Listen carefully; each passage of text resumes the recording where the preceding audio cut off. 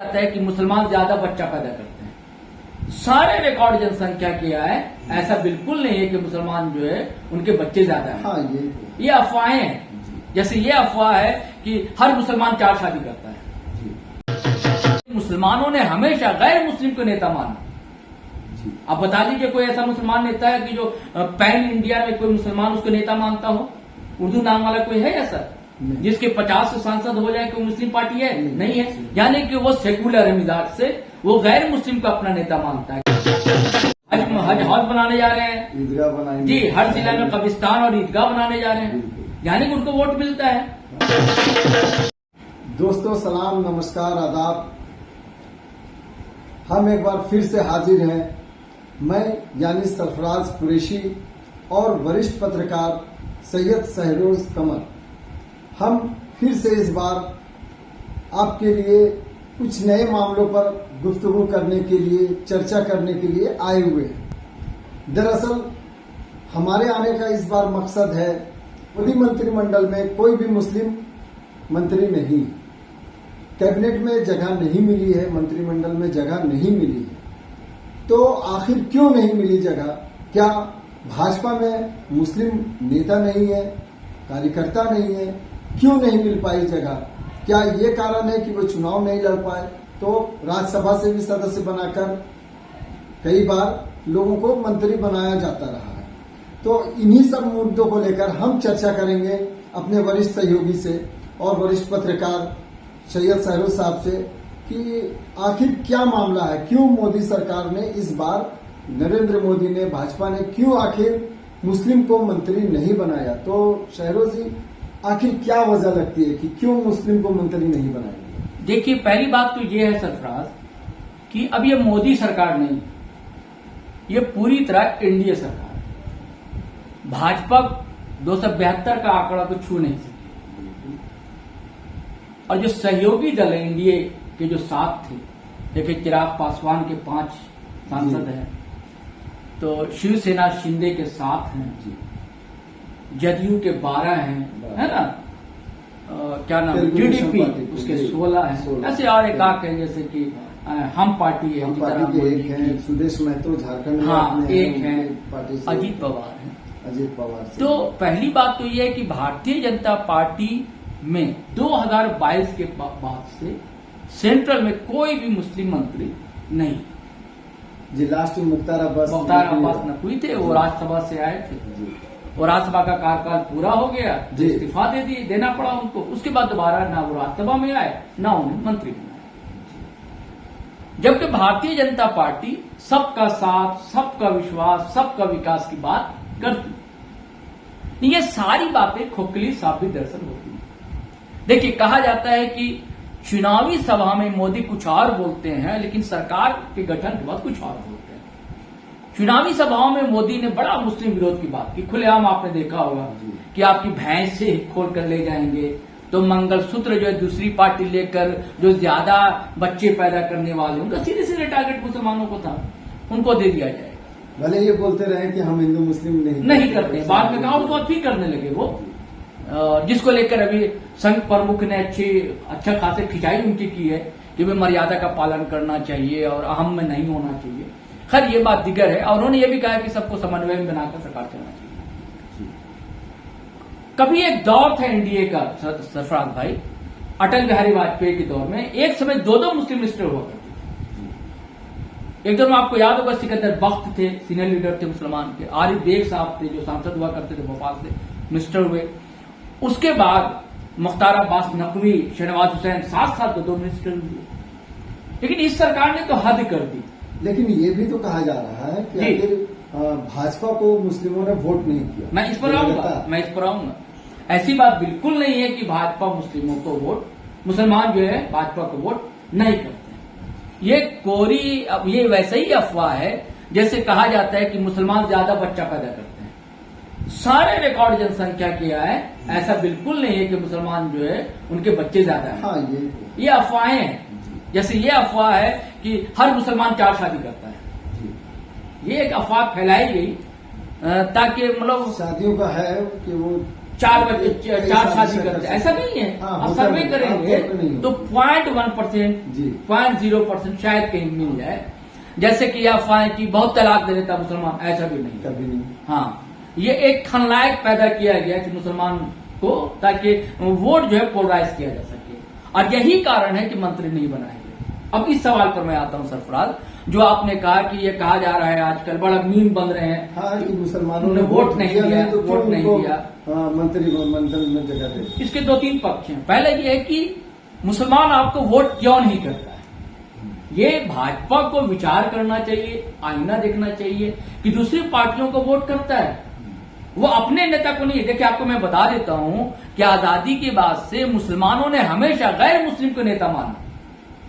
आप बता दीजिए कोई ऐसा मुसलमान नेता है कि जो पैन इंडिया में कोई मुसलमान उसको नेता मानता हो? उर्दू नाम वाला कोई है ऐसा जिसके 50 सांसद हो जाए? कोई मुस्लिम पार्टी है? नहीं है। यानी कि वो सेकुलर है मिजाज से, वो गैर मुस्लिम को अपना नेता मानता है। कभी वीपी सिंह को मानता है, लालू प्रसाद को मानता है, मुलायम सिंह को मानता है ना। तो इसके पीछे रीजन भी है कि अपने में नेता ही नहीं बना पाए। नहीं, जो भी कारण रहा हो, लेकिन उसको नेता मानता है ना गैर मुस्लिम को, तो आपको भी नेता मान सकता है। क्या कारण है कि भाजपा को वोट नहीं देता? ये विचार करने की बात है, किसको? भाजपा को। लेकिन ऐसा भी नहीं कि नहीं देता है। देखिए, 3 तलाक का भले ये करो, लेकिन कुछ ना कुछ मुस्लिम महिलाओं ने वोट किया। और देखिए, आवास योजना जो थी उसके कारण भी उसका लाभ मिला, है ना? जो अनाज वितरण, हाँ, अनाज वितरण, उसका भी लाभ मिला, लोगों ने वोट किया है। अभी का जो 2024 का चुनाव है, इसके लोकसभा के जो परिणाम सामने है, अभी जो आंकड़े सामने है, तो 8% भाजपा को मुसलमानों का वोट मिला है। 8%। अब बताइए कैसे कहते हैं कि नहीं मिला है? उत्तर प्रदेश में जहां मुसलमानों की बड़ी आबादी, ठीक है, वहां कम मिला है, वहां केवल 2% वोट मुसलमानों का भाजपा को मिला है। लेकिन पैन इंडिया की बात करें तो 8% वोट मुसलमानों को मिला है भाजपा को। अच्छा, ठीक है, मैं मान लूं कि भाई एंटी मुस्लिम आपकी राजनीति है, लेकिन सवाल उठता है सरफराज की एनडीए की सरकार है, और इसमें से कई जो सो कॉल्ड सेकुलर दल हैं, जैसे जदयू। मैं वही सवाल इस मामले पर करना चाहता हूँ कि ठीक है, लोग कह रहे हैं कि भाजपा ने अपने मंत्रिमंडल में जगह नहीं दी। भाजपा ने जी, भाजपा की तरफ से कोई, जैसे आपने बताया कि मुख्तार अब्बास नकवी रहे हैं, शहनवाज हुसैन रहे हैं जी। लेकिन मेरा सवाल ये है कि आप तो नीतीश कुमार को वोट करते हैं, बिल्कुल सही कहा, बिल्कुल सही करते हैं, बिल्कुल सही कहा। तेलुगुदेशम पार्टी को भी वोट मिला है, करते हैं, हमको भी वोट मिलता है, बिल्कुल मिलता है, चिराग पासवान को मिलता है। हाँ। तो मेरा ये कहना है कि भाई ठीक है, अगर भाजपा ने अपने कोटे से मंत्री नहीं बनाया तो नीतीश कुमार ने क्यों नहीं बनाया? बिल्कुल, तेलुगुदेशम पार्टी ने क्यों नहीं बनाया? पार्टी जो ये भाजपा जो है, ये वो लगातार मुसलमान विरोधी बातें करने को लेकर लोग इनसे हो सकता है दूरी बनाए जी, लेकिन जिनके उसके बाद 8% वोट मिल रहा है, लेकिन जिनके करीब है, जिस पार्टियों के करीब है, वहां से भी तो नहीं मिली है बिल्कुल जगह। हाँ। इस पर क्या कहना है? हाँ, बिल्कुल आपने सही कहा। यही इसी मुद्दे पर मैं आ रहा था कि देखिए, इनको नीतीश कुमार को अच्छा खासा मुस्लिम वोट मिलता है। बिल्कुल, कई लोग हैं बिहार में हमारे जानने वाले जो कहते हैं वो वोट करते हैं। और ये टीडीपी खुलेआम कह रही है कि भाई हमने वोट किया है, मुसलमान वोट करते हैं, उनके लिए हम ये करने जा रहे हैं, 4% आरक्षण देने जा रहे हैं, कई योजनाएं, इमाम को वेतन देने जा रहे हैं, हज हाउस बनाने जा रहे हैं, ईदगाह बनाएंगे जी, हर जिला में कब्रिस्तान और ईदगाह बनाने जा रहे हैं, यानी कि उनको वोट मिलता है। तो आप क्यों, आप अपने कोटे से एक मंत्री बना सकते थे? हाँ, वही मैं कह रहा हूँ कि आखिर भाजपा को छोड़ दे, भाजपा के पीछे लोग पड़े हुए हैं कि आखिर क्यों नहीं मंत्री बनाए? नहीं, देखिए, मैंने आपसे पहले कहा कि ये मोदी सरकार, भाजपा सरकार नहीं, एनडीए सरकार है। सवाल अब एनडीए सरकार से है, जिसमें कि नीतीश कुमार भी है, जिसमें कि चंद्रबाबू है, जिसमें कि चिराग पासवान है, जिसमें कि जीतन राम मांझी है। जीतन राम मांझी को गया लोकसभा से अच्छा खासा मुसलमानों को वोट मिला, जबकि वहां से ये मैं नाम भूल रहा हूं अभी, वहां से जो आरजेडी के प्रत्याशी थे वहां पर, वो राजेश कुमार एक समय लीडर हुआ करते थे, एमपी, उन्हीं के लड़का है, उनका मैं नाम भूल रहा हूँ, वो आरजेडी से थे, क्योंकि वहां के विधायक थे बोध गया से, वो आरजेडी से थे सांसद का।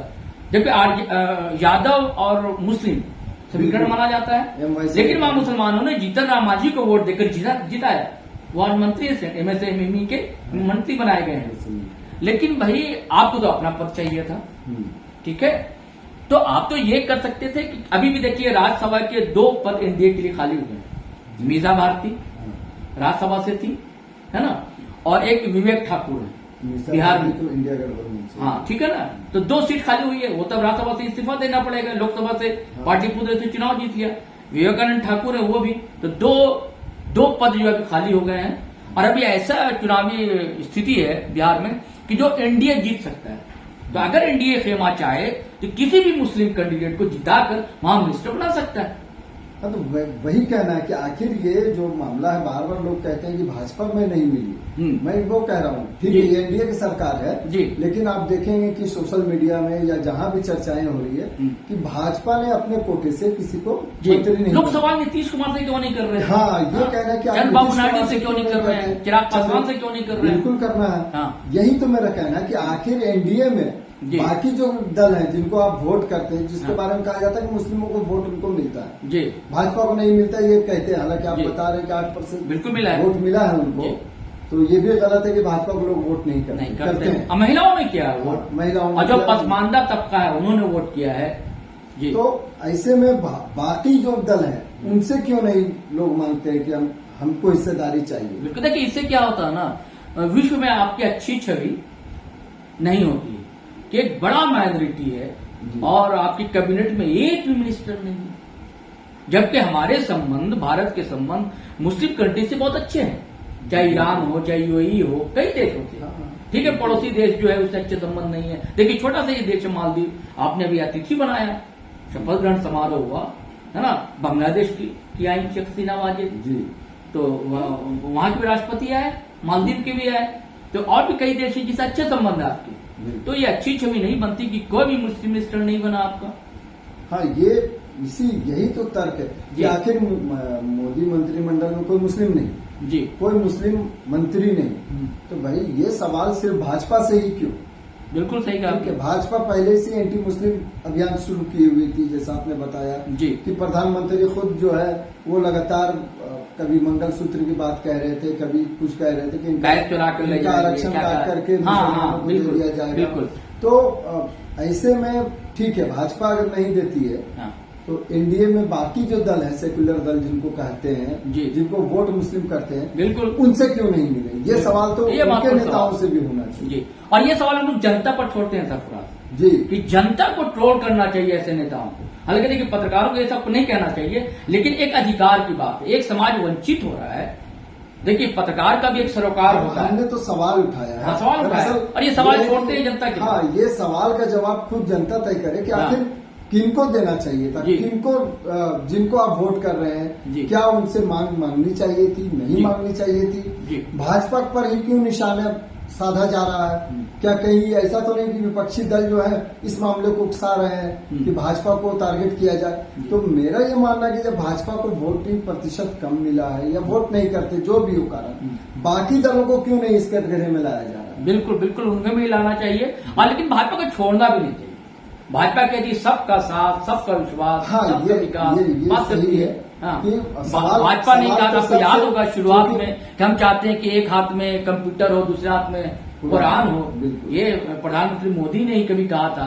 नहीं, और बातें ये तो सही है ना कि भाई प्रधानमंत्री नरेंद्र मोदी जी किसी एक समुदाय, किसी एक वर्ग के नहीं, पूरे देश के प्रधानमंत्री, बिल्कुल बिल्कुल समुदाय के प्रधानमंत्री। तो जो अपनी मांगे हैं उनसे मांगनी, आप किसी एक बड़े वर्ग की अनदेखी नहीं कर सकते। हाँ, नहीं ये ठीक है, लेकिन मांग तो उनसे भी मांगनी चाहिए। लेकिन मेरा ये कहना से ज्यादा कि बाकी जो है सवाल जो है बिल्कुल एक दल से क्यों नहीं, सभी से होना चाहिए। एनडीए सरकार से ये सवाल है हाँ कि वे मुस्लिम बड़ा वर्ग है और एक भी मिनिस्टर का नहीं होना ये अच्छी बात नहीं लोकतांत्रिक समाज के लिए, सेकुलर समाज के लिए।